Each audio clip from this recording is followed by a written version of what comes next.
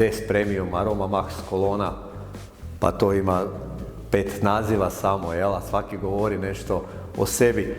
Mogu bi vam tu pričati o 10-ak benefita što smo dobili sa Aroma Max kolonom, ali svakako ću vam napomenuti jedan. Dakle, ova kolona što vidite iza mene je nevjerojatna stvar. Ona je srce, dakle ona dobiva sa njom, dakle mi iz nekakve komine koja je fina od kipjela, ona nam pomaže da iz nje izvučemo ono najfinije, najaromatičnije, najbolje što se tiče i mirisa i okusa.